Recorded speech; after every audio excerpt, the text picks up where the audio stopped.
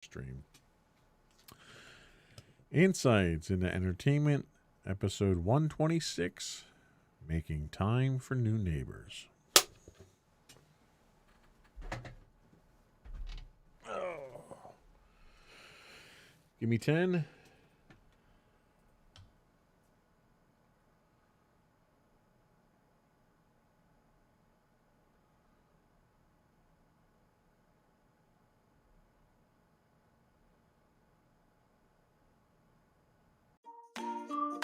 Insightful podcasts by informative hosts.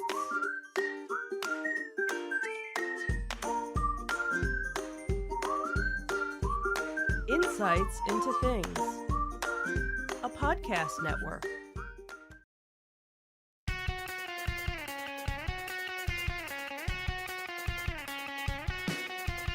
Welcome to Insights into Entertainment, a podcast series taking a deeper look into entertainment and media. Your hosts, Joseph and Michelle Whalen, a husband and wife team of pop culture fanatics, are exploring all things from music and movies to television and fandom. Welcome to Insights in Entertainment. This is episode 126, Making Time for New Neighbors.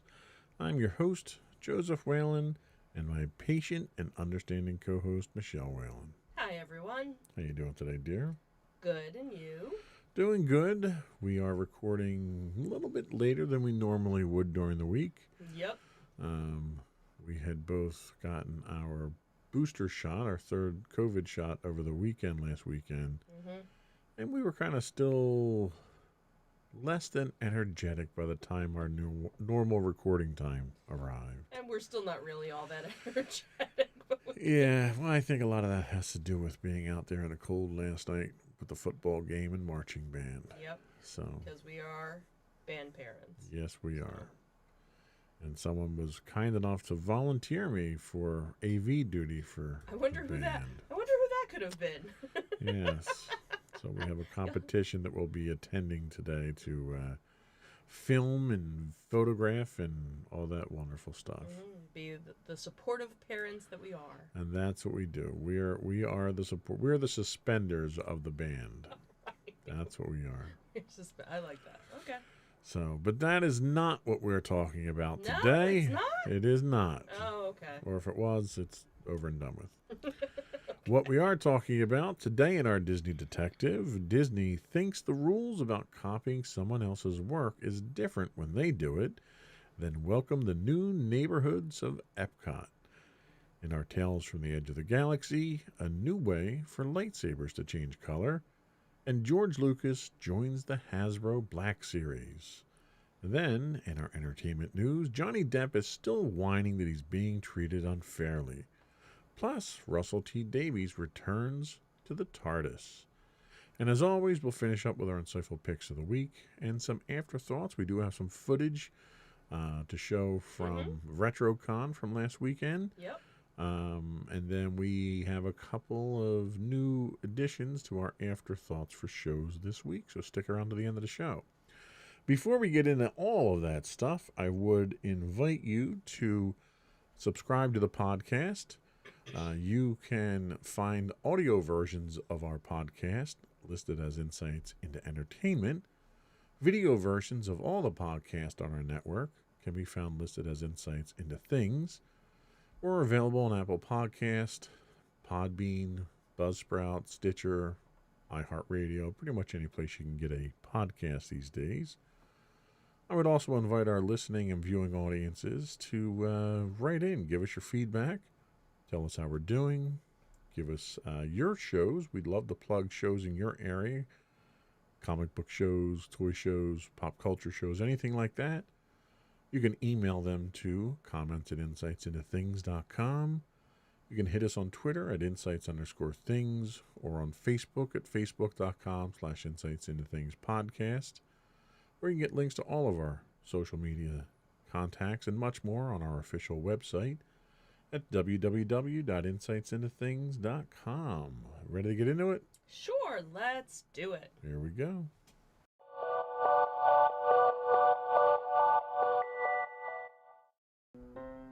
Go for Disney Detective. So when it comes to copyright notices, takedowns, and lawsuits, Disney is at the forefront of enforcement. So this podcast has been the victim of Disney's often heavy-handed enforcement of their intellectual property. We've been forced to alter or remove our own shows when we featured snippets and trailers of Disney material that were used under fair use laws. So, but apparently Disney feels that those same rules don't apply when they steal someone else's intellectual property without securing the proper permission.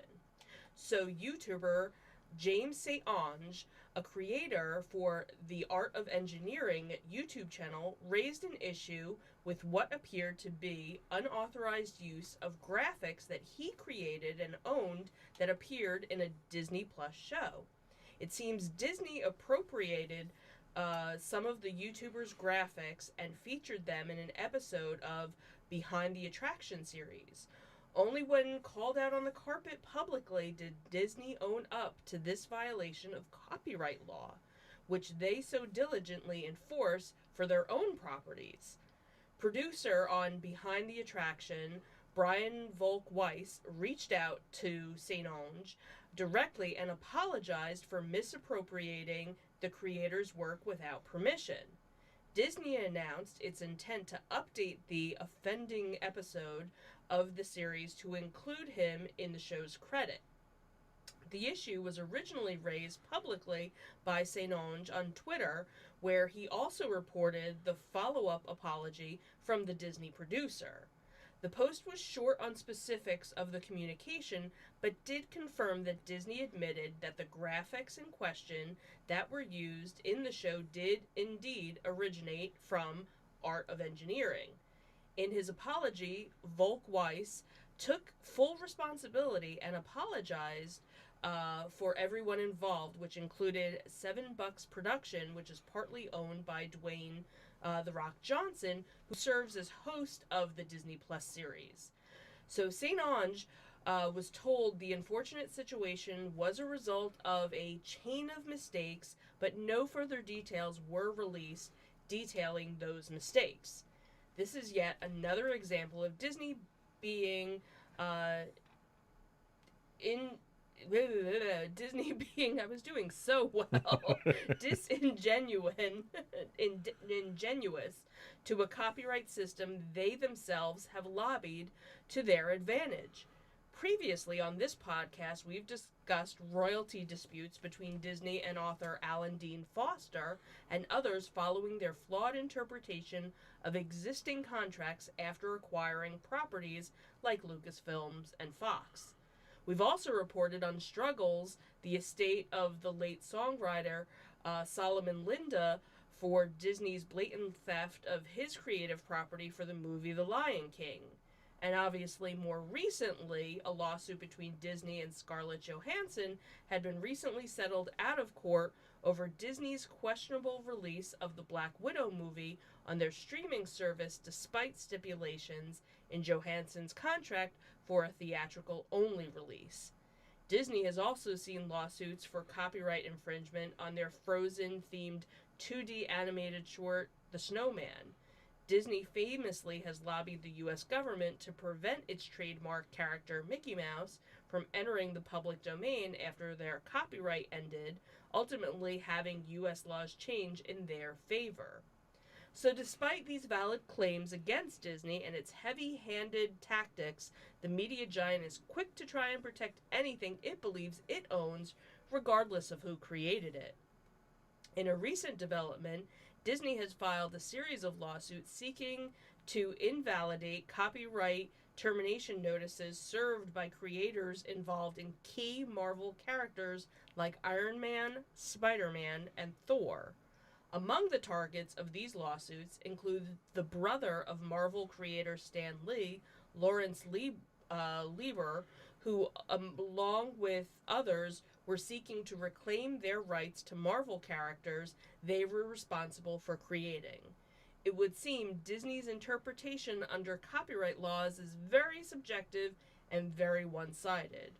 while they may lodge multi-million-dollar suits and cease and desist orders against those using their property, they seem to think a simple apology is sufficient when they steal other people's work for their own commercial gain.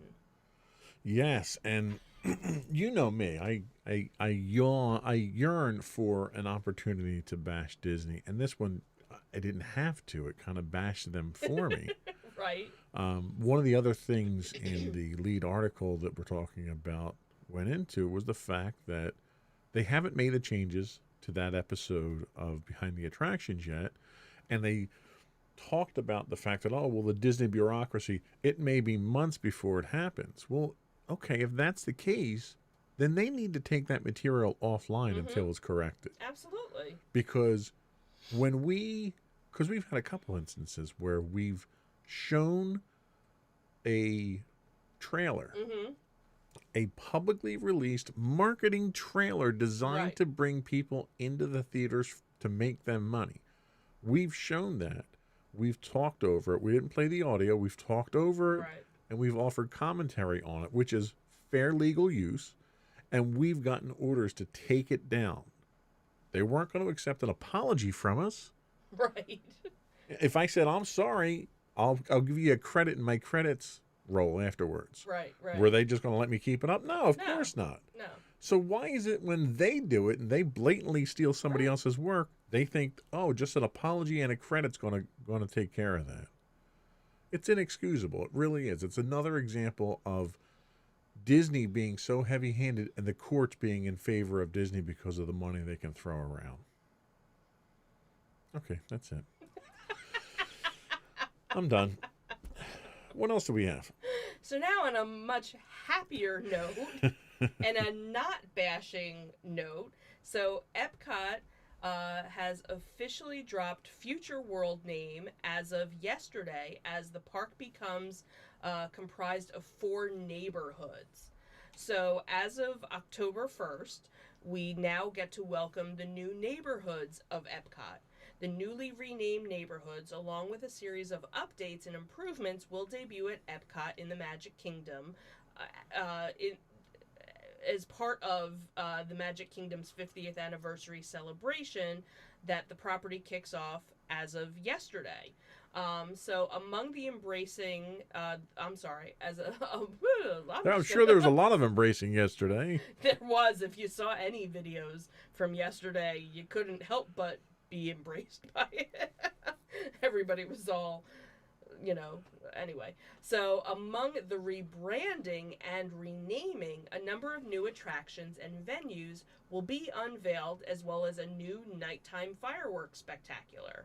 So among the changes, Future World will be replaced with World Nature, World Discovery, and World Celebration, while World Showcase lives on relatively unchanged. So World Celebration will be offering new experiences that connect guests to one another and the world around them. The Epcot Entrance Plaza welcomes guests with open pathways and sweeping green spaces that beautify the entry. There is a new fountain at the base of Spaceship Earth with 3 majestic pylons. Spaceship Earth transforms at night into a beacon of magic with new lights shining across the geodesic sphere's reflective panels. Creation Shop invites guests to explore and celebrate Disney's creativity inspired by Mickey Mouse. And adjacent to Creation Shop is a revitalized Cool Club hosted by Coca-Cola, which is one of our favorite rest and relaxation locations at the park. And I did see that they did change up all of the soda samples. There's one that still remained from the original, so now there's different Probably ones. that nasty one. No, it wasn't No, Beverly. okay. I think it was. I can't remember what it was, but it wasn't Beverly. So World Nature is dedicated to understanding and preserving the beauty, awe, and balance of the natural world. So it will include the land and the sea with Nemo and Friends pavilions, as well as the forthcoming Journey of Water inspired by Moana, the first experience theme to that hit movie.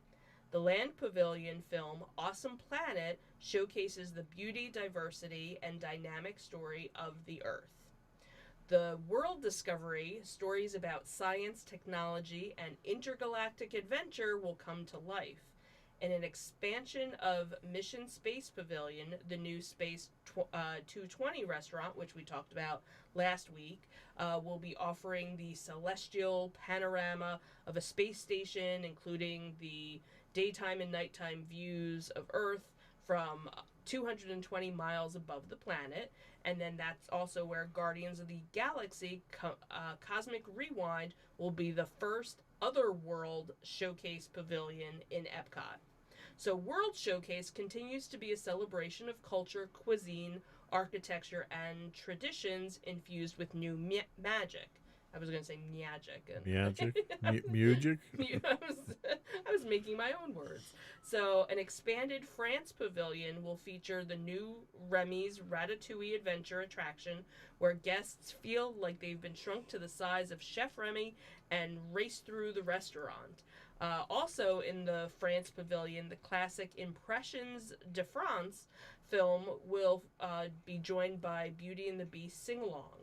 And then Harmonious is one of the park's largest nighttime spectaculars ever created for a Disney theme park, and that takes place each night at the World Showcase Lagoon. So, I don't know, what are your thoughts on that? Are you happy with what they did for the rebranding and the remake? Yeah, so far, I think it's going to take some time to kind of get used to, where things are. For the most part, it's still the same area. They just kind of group things off. And you kind of have to think they were already kind of... They were. Because it followed that same, not spiral, wagon wheel approach to it. Right. I mean, you had...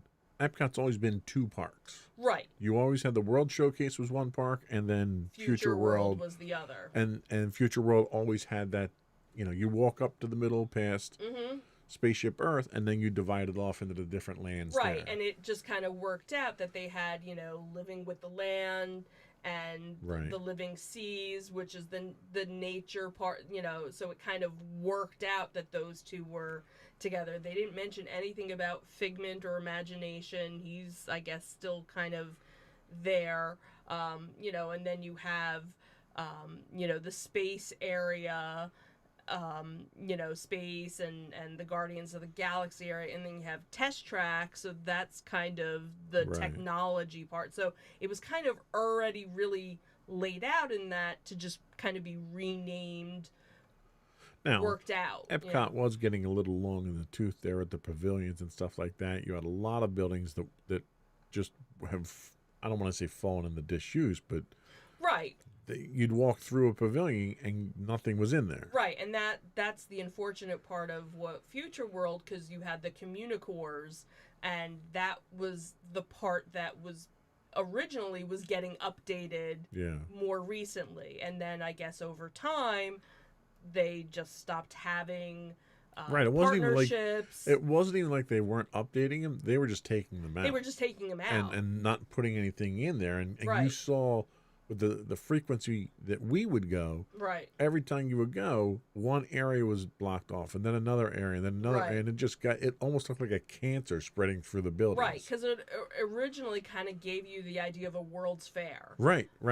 So that was where I remember one of the first, it wasn't a video phone, but they had something, because I remember like making a call or something, and I don't know how, I guess my mom couldn't see me because she didn't have a video, so it wasn't like a FaceTime thing, but it was something kitschy. Right.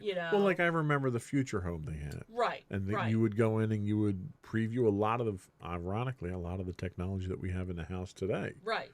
Which was kind of interesting. Now, the one thing I didn't see in the article was anything about the DVC Lounge. Are they still keeping that? As far as I know, they're still keeping that from everything else that I've read or seen, because that was kind of supposed to be just for the 25th anniversary DVC year, and I guess they've kind of still, all right, well, we still have the spot, so we'll still Right. use it. So that for Well, that's for good. now is still That's good. That's still there. That's certainly worth paying our DVC maintenance fees for. Just to have a place to relax. Yeah. So, all right. That was all we had for our Disney detective. Mm-hmm. We'll be back in a minute with our Tales from the Edge of the Galaxy.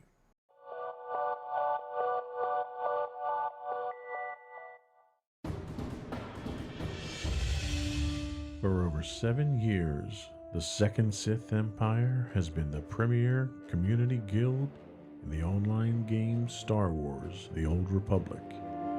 With hundreds of friendly and helpful active members, a weekly schedule of nightly events, annual guild meet and greets, and an active community both on the web and on Discord. The Second Sith Empire is more than your typical gaming group. We're family. Join us on the Starforge server for nightly events such as operations, flashpoints, world boss hunts, Star Wars trivia, guild lottery, and much more. Visit us on the web today at www.thesecondsithempire.com.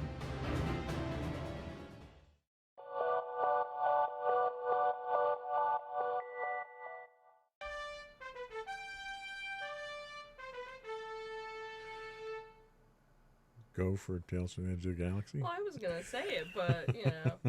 So hey, why don't we do some Tales from the Edge of the Galaxy? Hey, there you go. So this week in our Tales from the Edge of the Galaxy, our friends at ScreenRant.com tell us about Star Wars Visions revealing a new way lightsaber blades can change color. Disney Plus's new anime anthology series, Star Wars Visions, has introduced a new way for lightsabers to change color in what was a muddied, complicated, and confusing standard, which this does not clear that up at all. In Star Wars Visions Episode 5, titled The Ninth Jedi, a lightsaber craftsman reveals a whole new way to temper kyber crystals to cause the colors of lightsabers to change.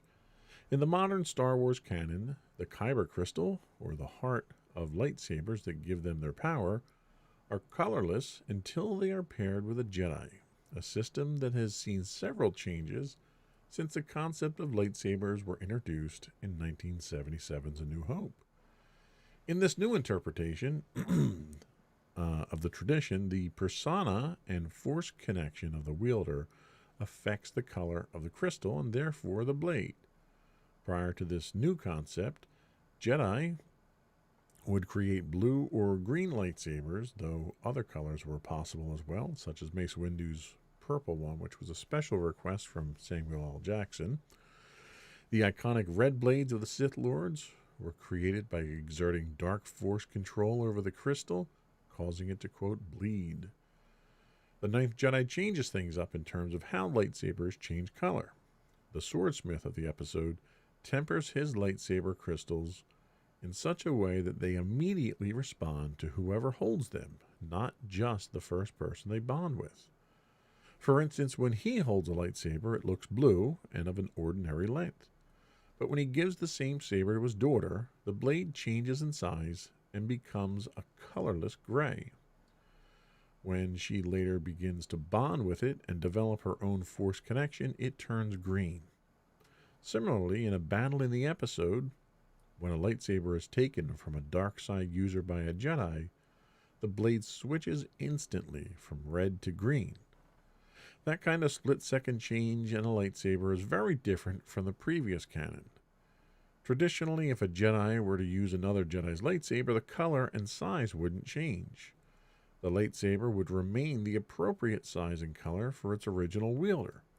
But since the Ninth Jedi takes place in the far future of the Star Wars galaxy, it's reasonable to assume that new methods of forging lightsabers could have emerged.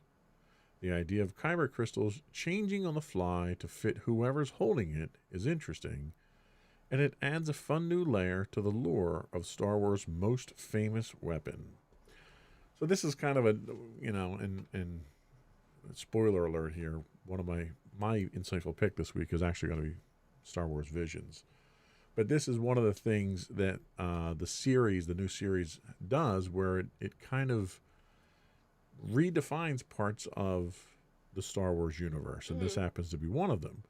Now, the two concepts themselves have been in play for quite some time. We saw in Clone Wars, we saw situations where kids had to go, Jedi Padawans had to go or younglings, I think it was, had to go and find their crystal, and their crystal calls out to you. Right, right, And depending on the relationship you have, the crystal determines the color. right.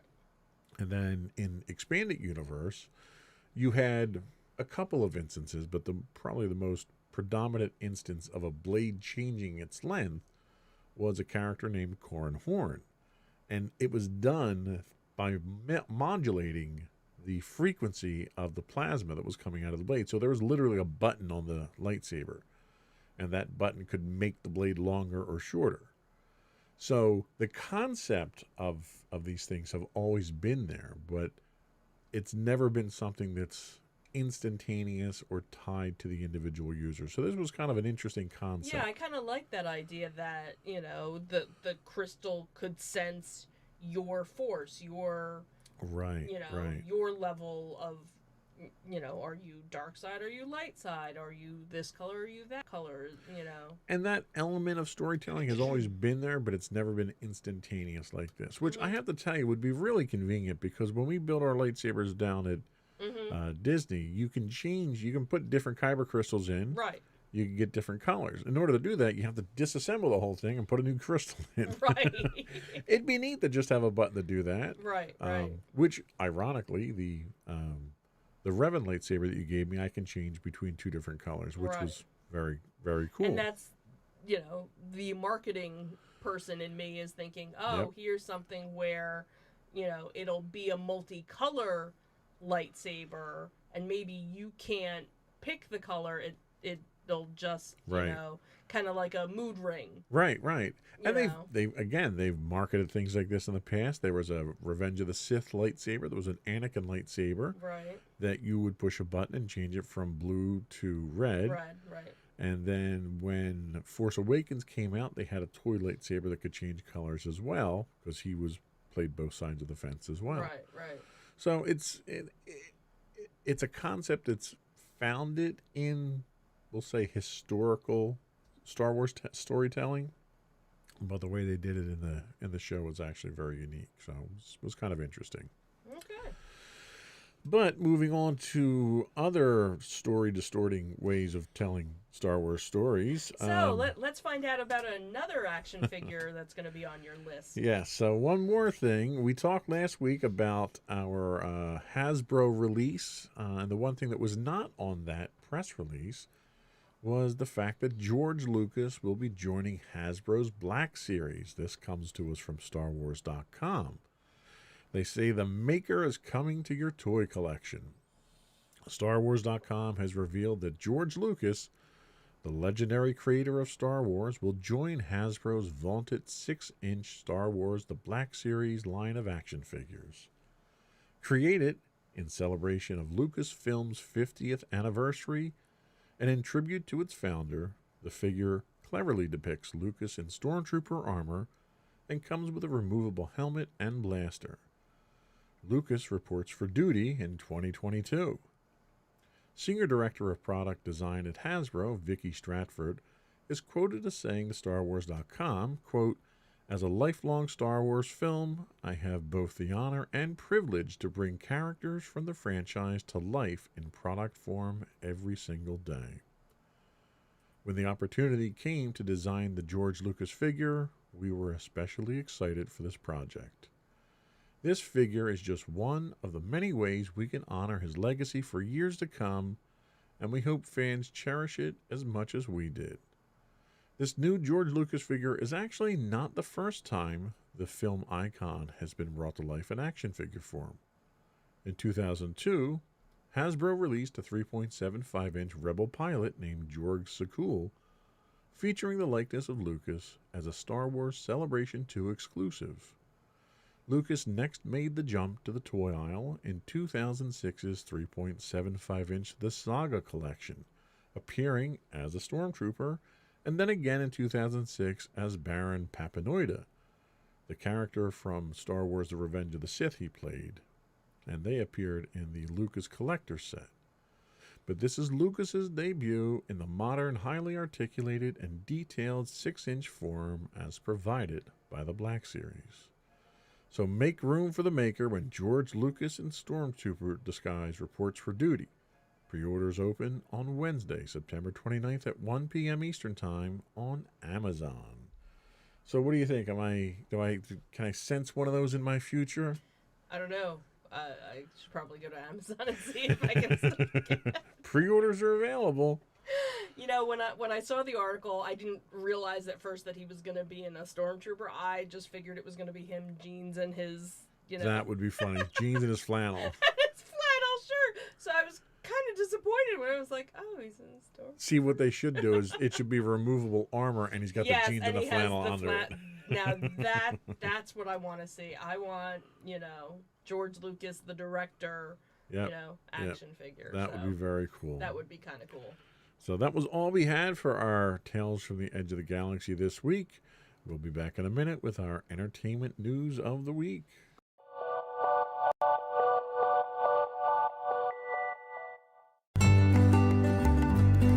Insights into Teens, a podcast series exploring the issues and challenges of today's youth. Talking to real teens about real teen problems. Explore issues from braces to puberty, social anxiety to financial responsibility. Each week, we talk about the topics concerning today's youth. We look at how the issues affect teens, how to cope with these issues, and how parents, friends, and loved ones can help teens handle these challenges. Check out our video episodes on youtube.com/insightsintothings. Catch our audio versions on podcast.insightsintoteens.com or on the web at insightsintothings.com.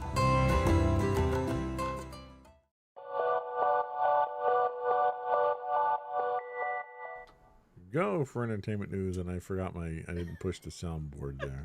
That's okay. Should we just hum something or? There we go. Huh?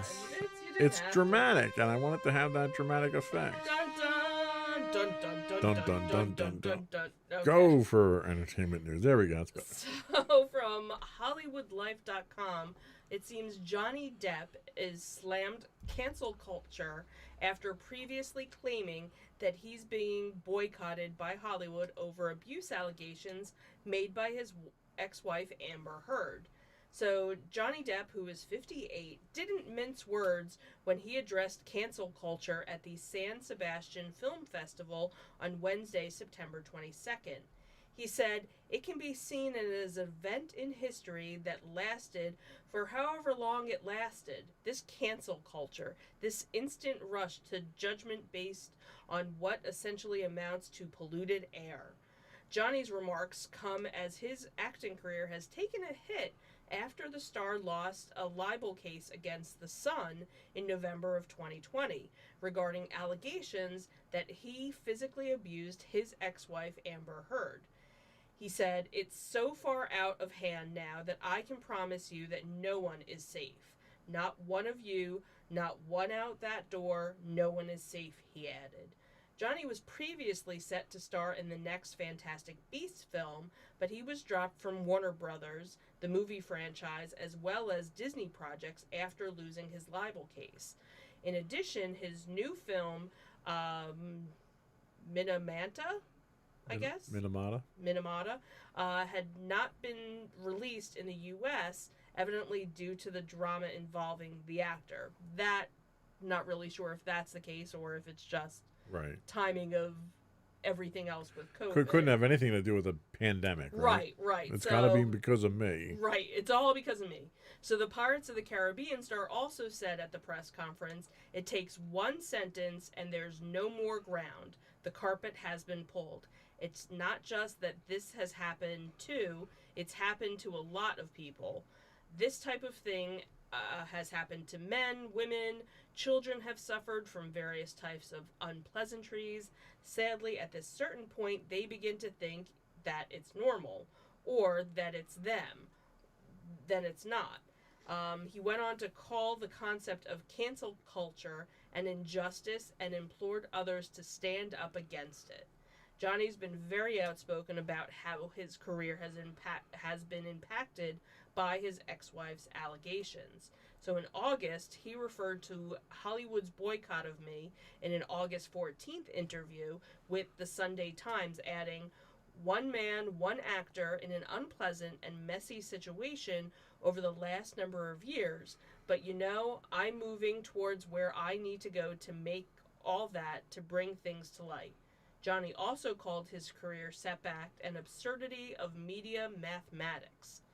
Johnny sued Britain's The Sun newspaper, its executive editor Dan Walton, and its publisher News Group Newspapers over the 2018 article that referred to Johnny as a wife beater. While Johnny denied ever abusing Amber, the court ruled that the paper proved the contents of its story was substantially true, and he lost the libel case. Days after the court hearing, Johnny announced that he was being asked to resign from his role in Fantastic Beasts by Warner Brothers. He said, "I wish to say this. The surreal judgment of the court in the UK will not change my fight to tell the truth, and I confirm to plan an appeal," he had said on Instagram. So, the interesting thing about this is his complaint now is not that he's being railroaded or that he's innocent and people don't want to believe he's innocent. It's that he doesn't think he should be canceled because of it. Right. It's almost like, yeah, I did it, but you should let me go because I'm Johnny Depp. Right. Like he's not trying to fight the whole "I beat my wife." Right. He's basically trying to change the dynamic of the situation. Mm-hmm. And it's funny because this week we, on our Insights into Teens podcast, we did an episode on gaslighting. Mm-hmm. And that's exactly what he's trying to do. He knows he's been found out. Mm-hmm. He knows he's been canceled. So now he's trying to change the dynamic of the equation here so that people focus on the consequences he's facing and not focusing on the crimes really that he committed. And it's pitiful. It really is. It's really pitiful at this point in time. Like when he makes the statement that, what was it? It's media mathematics. Why? Because your press agent can't get you good press? That's really what it is? You're paying this guy really good money to clean your name up and you're so dirty that you can't buy your way out of it? Right. Like, that's the mathematical equation here. Yeah. And it's when people think that they're above the law, that they think they're that important and that they're that vital to society that they should be able to get away with anything they want. Mm-hmm. And sadly, when you see people in the media and, high-profile people like Donald Trump who do, right, I can understand why he thinks he should be special enough to get away with it, too. Because other people are doing it, too. Right. It's just... I don't know. I've lost all respect for him at this point in time as an actor. I couldn't even tell you the last movie he put out that was worth watching. Yeah. It's been a while. Yeah. So, anyway, on to other possibly good news for something that we enjoy. Yeah, so it seems that screenwriter Russell T Davies is to take charge again of Doctor Who, the sci-fi show that he helped to revitalize in 2005. Davies, who was the fantasy drama's showrunner until 2009, will take over when Chris Chibnall departs next year. "I'm beyond excited to be back on my favorite show," said Davies, who resumes his role of the show as the show prepares to mark its 60th anniversary in 2023. One of his first responsibilities will be to decide who takes over the TARDIS following Jodie Whittaker's exit. The actress is set to hang up her sonic screwdriver after one more 6-part series and 3 2022 specials. In a statement, however, Davies said it would be time traveling too fast to speculate on what will happen when he returns. Chibnall said it was monumentally exciting and fitting that Davies would be back in charge for the 60th birthday. Russell built the baton that is about to be handed back to him, the writer and producer continued. Davies revitalized Doctor Who to its current incarnation with Christopher Eccleston as the Doctor and remained for David Tennant's time as the Doctor. Stephen Moffat took over when Matt Smith took on the role, staying to supervise Peter Capaldi's stint as the Time Lord. The success of Doctor Who's relaunch led Davies to create 2 spin-off shows, Torchwood and The Sarah Jane Adventures. After leaving the show in 2009, Davies enjoyed more acclaim with TV dramas Years and Years, A Very English Scandal, and It's a Sin. Peter Wedger, the BBC's director of dramas, said the news of Davies' return would delight Doctor Who fans across the globe. We are thrilled that Russell is returning to Doctor Who to build on the huge achievements of Chris and Jodie. Russell, it's wonderful to have you back. Davies' return was also welcomed by Bad Wolf, the production company that was founded in 2015 by former BCC executives Julie Gardner and Jane Trander. Gardner and Trander both worked with Davies on Doctor Who's relaunch and will collaborate with him again when he returns as the showrunner. They said, "We are delighted to be joining Russell T Davies on the looped ontological. Thank you. Paradox.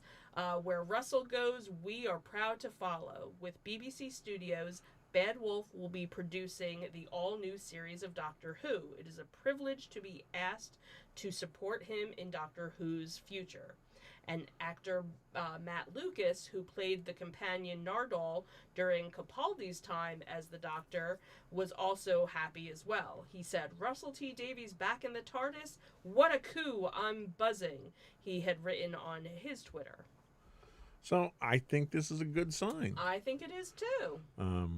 I was not a huge fan of that first revitalized season of Doctor Who when they brought it back.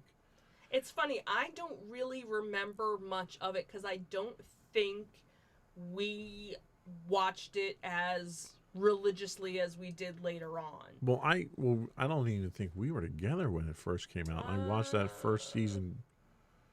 Pretty sure I watched that first season solo. No, I think we were together by then. Yeah, I didn't think I could get you to watch it. I'm not a big fan of Christopher Eccleston. Right. So he kind of was not the Doctor that I was looking for. Right, and I think that's where a lot of people who are Doctor Who fans had a hard time because he wasn't... Right, because I watched that first season. I struggled through it. He left after the first season. Right. And Matt Smith came in. No. David Tennant. David Tennant came in. Sorry, David Tennant came in. So David Tennant came in, and I didn't pick up the series right off the bat when he came in. It wasn't until like his second season in that I started watching it and realized that he was who it should have been to begin with. Right. And then we've been watching. But, you know, the thing is, I had a lot of preconceived notions going into it because I was a huge Doctor Who fan growing up as a kid. You know, my Doctor Who was always Tom Baker, so I measured every other Doctor by that Doctor. No, I get it. And there was a lot of Doctors that came after him that I didn't like. I was not a big Sylvester McCoy fan either. But, you know, I still watched it because it was Doctor Who. But when they took it off the air, there was such a long gap that you had that when they brought it back. And then they had the TV movie that was kind of weird. Wasn't crazy about that one. Well, and that's the thing is not a lot of people consider that Doctor Who. He's kind of like that. He was that afterthought. Well, and that was like you had, who played Tarkin? Help me out. Grand Moff Tarkin? Yeah, who's the actor? Yeah, Peter Cushing. Yes. Peter Cushing. So you had like 2 or 3 Peter Cushing Doctor Who movies that came out very early on. Okay. that had literally nothing. They were inspired by it, Okay. but they're not considered canon. But they were actually really well done. Okay. And that was kind of what a lot of people thought of the Millennium TV movie thing that Gotcha. they did. Okay. So, All right. but I don't know. I like the writing of the series. I just did not. I could not get into Christopher Eccleston as the Doctor, and that's just a personal opinion. Right. Right. Which you'll hear a lot about in my insightful pick this week too. But anyway, that's all we had for our entertainment news. We'll be right back with your insightful pick right after this.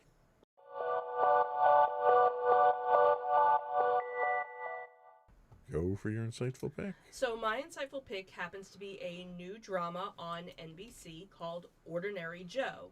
So the series centers around Joe Kimbrough as he makes a pivotal life-changing decision at his graduation from Syracuse University. And what the show does is it follows him on 3 parallel timelines starting 10 years after his graduation. One where he's a police officer who followed in his father's footsteps, one as a musical star following his passion, and then one as a nurse after he marries his college sweetheart. So it's very much a show of what if. What if I made this choice in life versus this? Where would my life go? So what they do is they show it. The one article talks about it being a sliding door-like tale, because what they do is they're showing you 3 separate stories in the same timeline of what would have happened had he done this. So again, the show starts out with his college graduation, and at this graduation he meets this girl that he had never talked to before, and they briefly talk, and he goes off, and you kind of see him standing at a path, and at the end of one path is his family, his mother and his uncle and his aunt. Another path is his best friend slash college girlfriend, and then this third path is this new girl that he met. So it's the, what path should I take? But what it does is it shows you each path that he took. And what's interesting is, for the most part, most of the characters are all part of each timeline. So you have, his mother and his uncle. You have his best friend. So in one case, the best friend works in a restaurant. The other one, he became a lawyer. And the other one, he's married with 2 kids. And then same thing kind of like with his life. In the one path, he's married to one person. In the other path, he's married to somebody else. And in the third path, he's never really dated anybody. So it's kind of interesting how they kind of change things up. And again, because they run on the same exact timeline. So it's 10 years after graduation.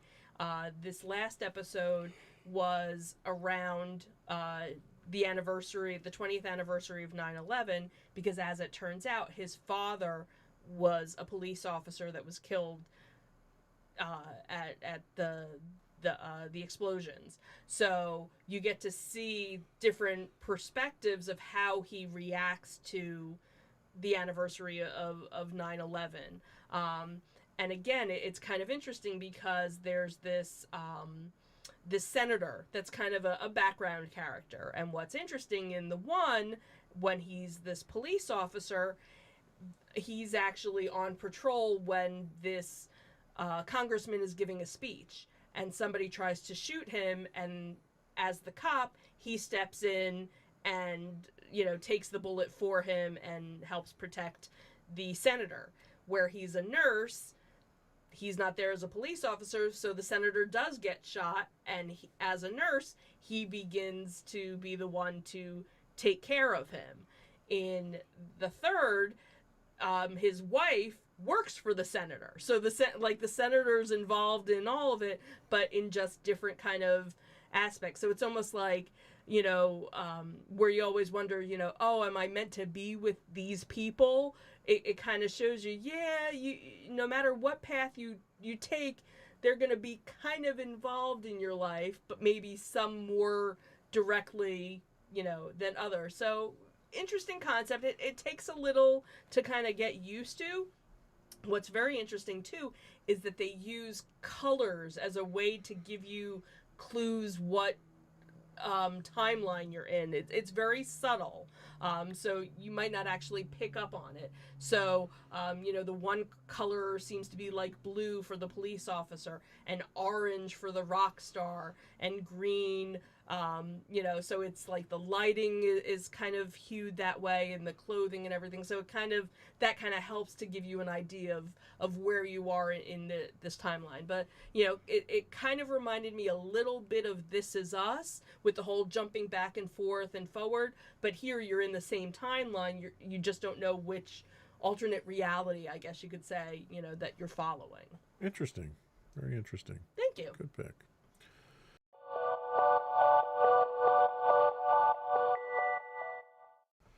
So my pick this week, kind of, usually when I pick an insightful pick, I pick it to recommend to people to, hey, you should go watch this type of thing. This one's a little bit different this week. So my pick this week is Star Wars Visions, the new Disney Plus series. 7 Japanese anime studios bring their unique talent and perspective to Star Wars Visions. Visions is a collection of animated short films that will stream exclusively on Disney Plus. These anime studios will use their signature animation and storytelling styles to realize their own vision of a galaxy far, far away. As a first and formal venture into anime, each Star Wars Visions short bears a unique Japanese sensibility, which in many ways aligns with the tone and spirit of Star Wars storytelling. From the beginning, stories told in the Star Wars galaxy have counted Japanese mythology and the films of Akira Kurosawa among their many influences, and these new visions will further explore that cultural heritage through the unique animation style and perspective of each anime studio. Now, for the record, I've finished watching all 9 of the episodes, and it was at times painful to get through. I've made no secret in the past of the fact that I am not an anime fan. In fact, I am so not an anime fan, I despise anime. I actually get a headache trying to watch anime. So for me to sit through an anime series like this is a testament to my love of Star Wars. But without any spoilers, here is my nickel assessment of the 9 episodes. 2 were enjoyable, and I'll admit to that. 2 were passable, and I'll give them the credit that they deserve. 2 were laughable and made the original holiday special look top-notch. 2 were just terrible, and 1 should have never even been made. Now, I realize, like I said, that this is supposed to be an insightful pick, and my insight here is that it's not all bad like I had originally expected it would be.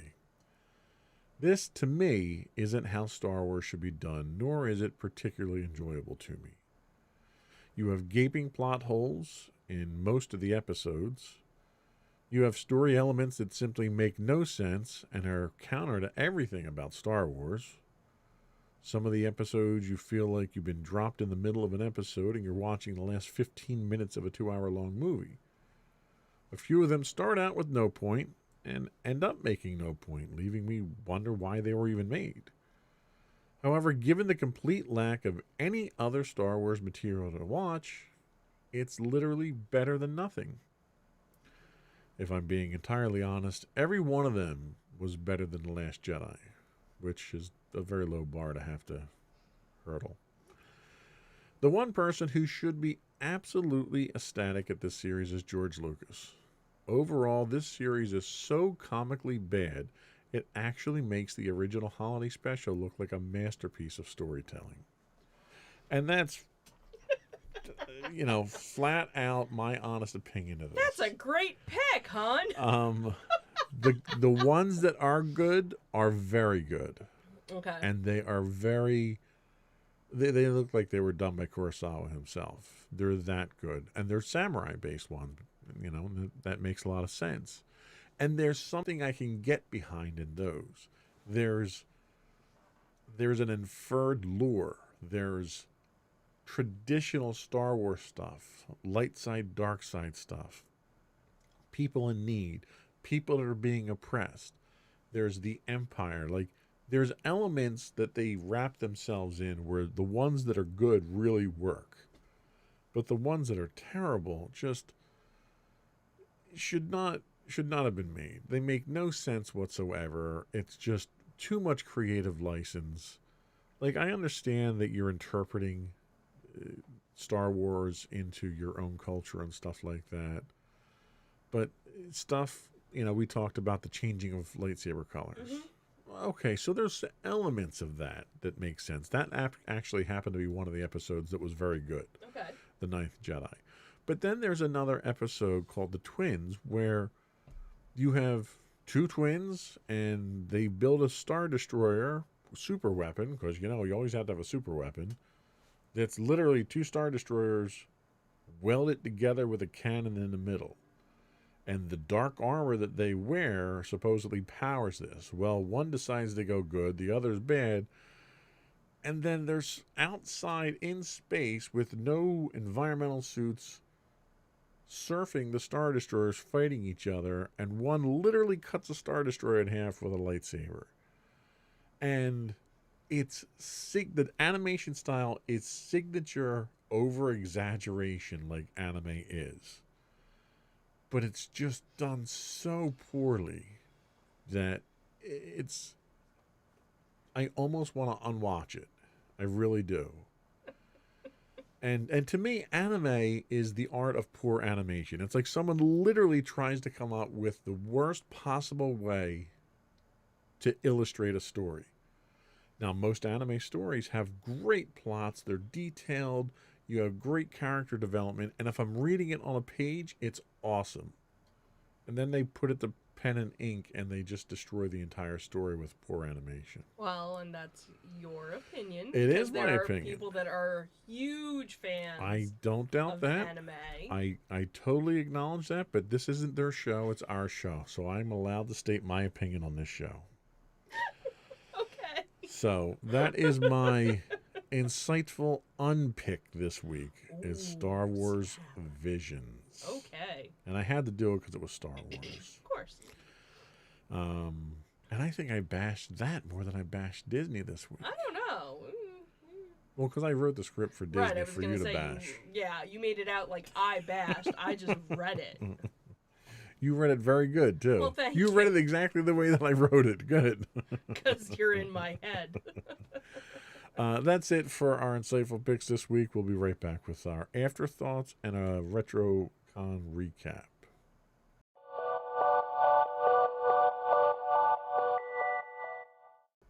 So we do have a RetroCon video to show real quick. I'm going to show that at the end of the show, though. Oh, okay. But 5-second recap. I don't know. Seemed kind of as busy as it normally.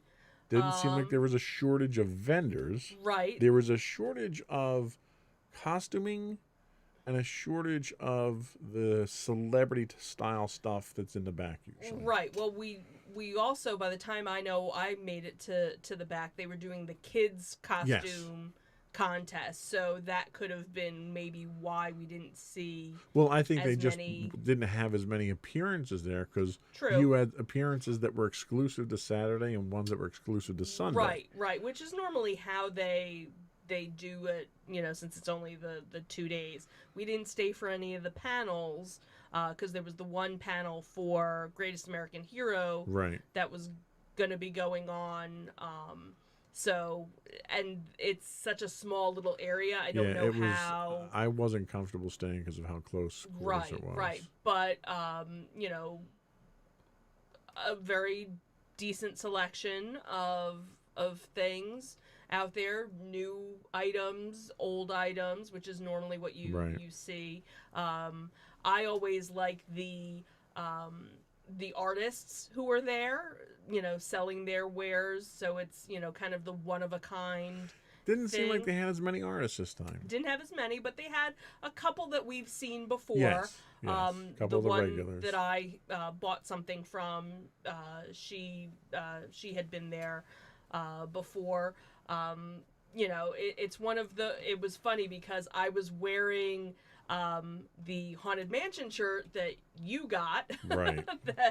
that didn't fit, and a lot of people stopped me and were asking me about my shirt, but also asking me, oh, do you know if people are selling Disney stuff? And it was one of those things where sometimes you did have to kind of go in and look, and there's treasures there if you dig for it. I had picked up this one particular Vader piece that I wanted there that I've been looking for and couldn't get a good price, but I got a very good price at the show.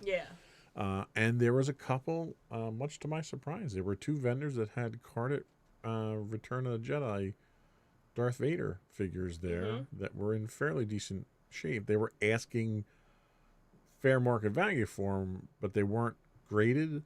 So I was not going to pay fair market value without it being graded. Yeah. So again, it's one of those things you have to kind of know what you're looking for.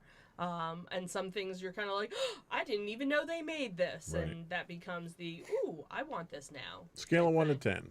10 being the best. 7. I think I would agree. 7 or 8 maybe, depending on which direction you walked at the right time. Right. But like they didn't try and pack you in.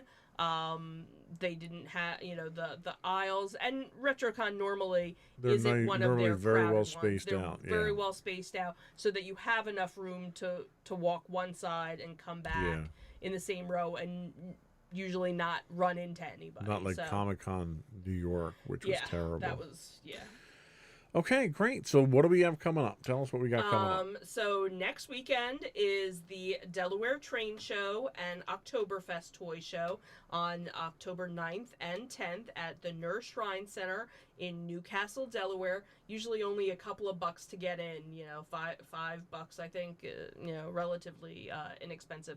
We've never been to the train show because that's not our thing, but some people might enjoy that, so definitely check that out. The one that we do try to go to is the Oktoberfest Toy Show, and again, it's a hodgepodge of vendors selling their wares. Then Monster Mania in Oaks, Pennsylvania will be October 22nd through the 24th. This is the first time they're actually going to be doing inside Oaks. That was where we had gone in May, where they did the little mini mall. So this will be interesting to kind of see how they do things over in Oaks.